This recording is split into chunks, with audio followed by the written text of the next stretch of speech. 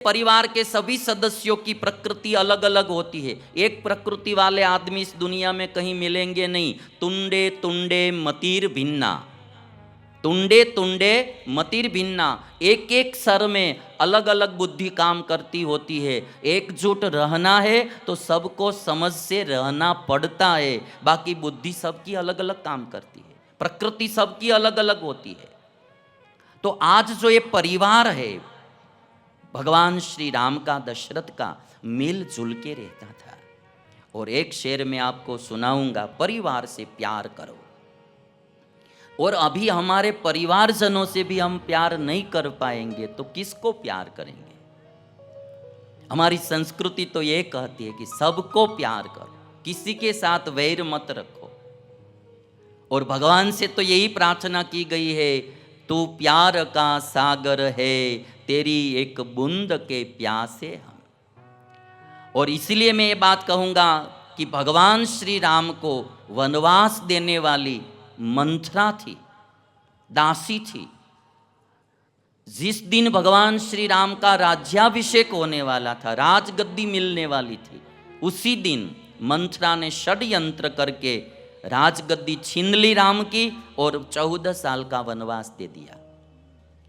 अभी आप समझ लीजिए कि आपको कोई विधायक की टिकट मिलने वाली होती है, बातें चल रही है, अभी फाइनल नहीं हुआ है, बातें चल रही होती है कि मिलेगी मिलेगी मिलेगी, और दूसरे को मिल जाती है तो जिसको मिलती है उसके साथ भी आपको बैर हो जाता है कि इन्होंने मेरी टिकट छीन ली।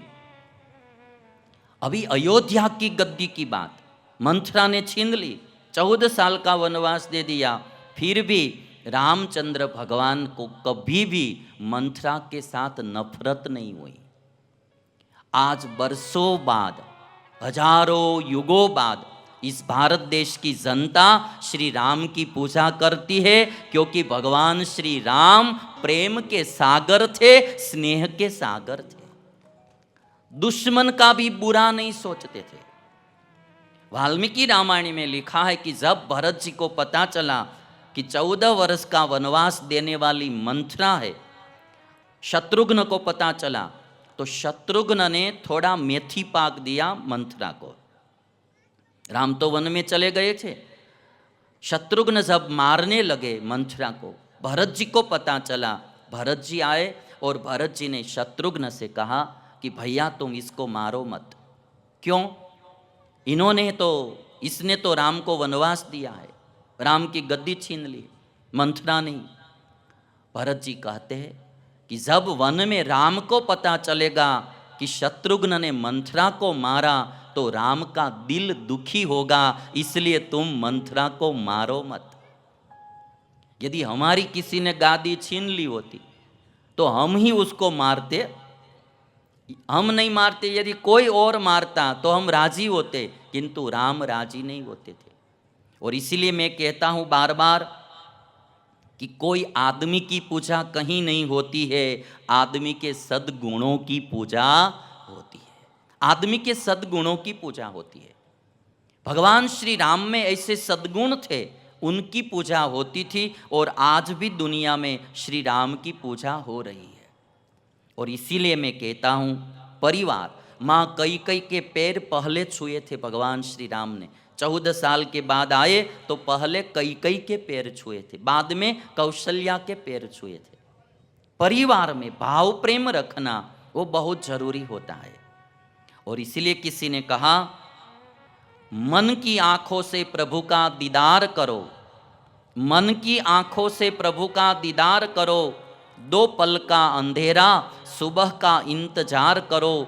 क्या रखा है आपस के बैर में यारो, क्या रखा है आपस के बैर में यारो, छोटी सी है जिंदगी बस परिवार से प्यार करो, परिवार से प्यार करो। छोटी सी है जिंदगी बस परिवार से प्यार करो।